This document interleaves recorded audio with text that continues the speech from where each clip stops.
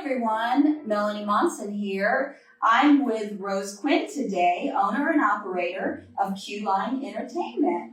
Hi Rose, thanks for coming over and talking to us today.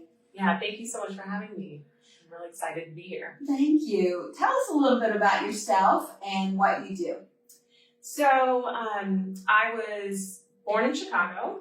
I've lived in a variety of different states, also lived in Canada for a little bit, and actually moved to Florida, to the Dade City area from Canada.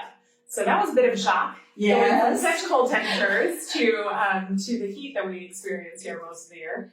But I love it, and I have 3 kids who are still in the state. I have 2 boys who are at FSU, actually. Nice. And I have a daughter here in middle school in San Antonio. And I basically got into the mobile DJ business and KJ business. KJ is karaoke jockey. Okay. So I got into that portion of it, really the KJ portion of it, about 5 years ago. And I just happened I had a really good friend who owned his own company, a productions company. He did live music and then karaoke. And he brought me in and trained me, and I started working gigs with him, and for him. So I did that for about, I would say probably 2 years, and then I decided to go off on my own. And then I actually made it official, registered with Sunbiz, made it an LLC about 2 years ago. And at that point, licensed, insured, started to work a little bit more on doing some marketing and growing from there. And one of the things that I did was expand from just doing karaoke jockeying to mobile DJ, doing weddings, parties, and corporate events. I've done nonprofit events, which are some of my favorite to be involved in.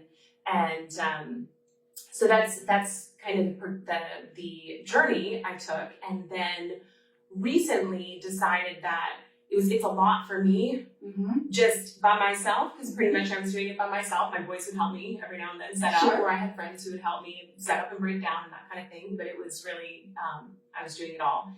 And I have a couple other things I do to bring in, to make sure I'm paying my bills. Right. So just kind of a lot.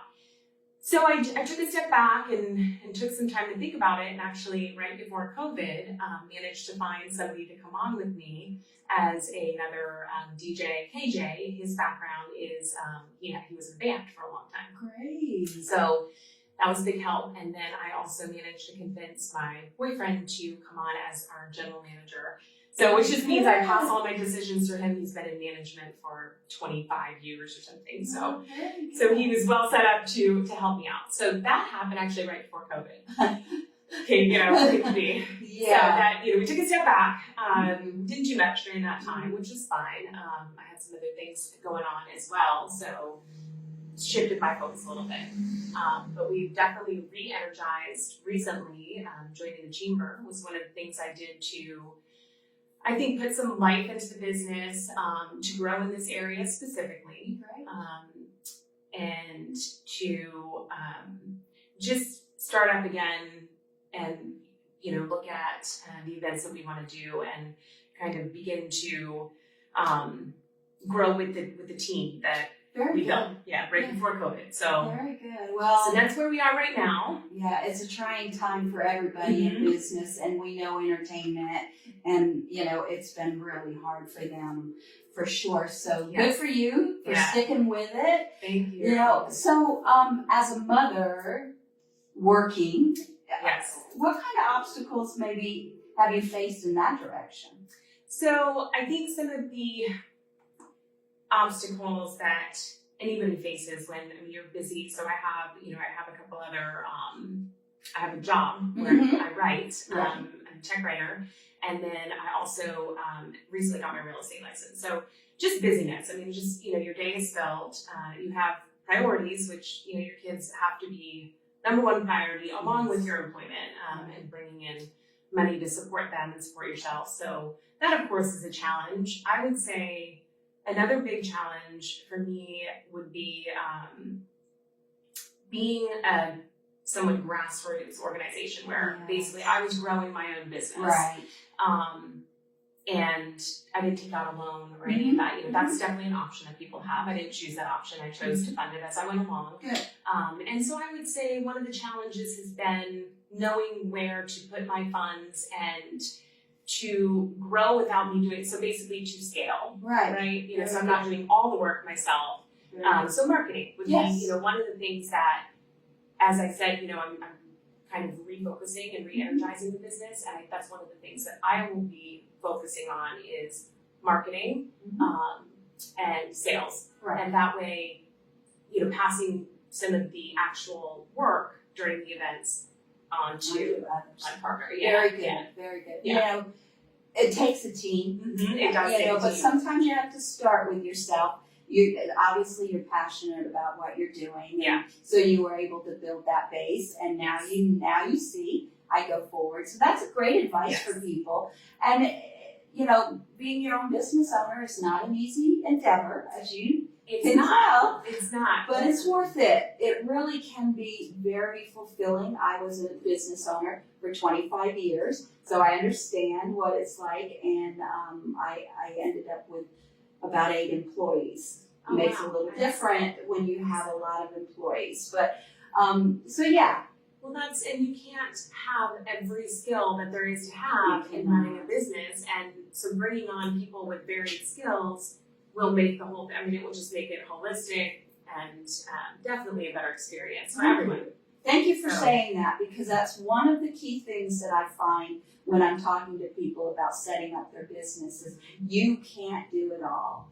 You really shouldn't do it all. So, if you're trying to do it all, you're not going to do everything well. That's right. You are right. So focus on what you're strong in, and bring on other people to come up and take the other parts of it, the other facets of it. That's a great piece of advice. So that would be my advice too. There you go. That's a great piece of advice.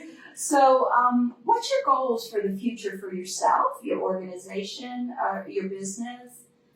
So I have a lot of goals, personal goals, but for the business, I would say over the next 5 years, I would like to move into, like I was just saying, really move into the role of sales and marketing.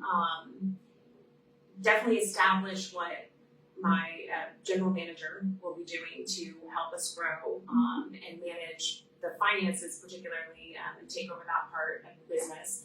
And then maybe bring on another DJ, KJ. That would really be ideal. I would love to see that happen. I would also love to be able to become more involved, specifically in Zephyrhills, Dade City, Wesley Chapel area, and give back when I can. So, for example, for the chamber, to be able to offer my services for chamber events. I'm going to join the Dade City Women's Club. Good. Just, as an example, to be able to offer my services in situations like that. And then to continue with the nonprofits that I've been working with as well. Because, I know funds are always tight, right? Especially right now. So for me to be able to do that, I love that part of it. I love that you have, obviously you have a servant's, mentality too. And that's real important. And that'll take you a long way. We appreciate you jumping on board for our banquet that we're going to do and have you come and set up our sound system and help us work with that. So we appreciate that. And we're excited to be a partner with you. I think it's going to be a great partnership. And, when times change, there will be events again. Yes. We will get there. And exactly. I think it's going to be a great thing to be able to showcase what you do. So we're excited to work with you in a few weeks. So yes, I am as well. Thank you for sitting down with us, and we're really happy with having you in our community. Thank you for being part of our community. I think you're going to do a great job here. Thank you so much, Melanie. I appreciate it, and I'm really excited to be part of this as well. Thank you. Yeah, thanks for having me today. Oh, you're welcome.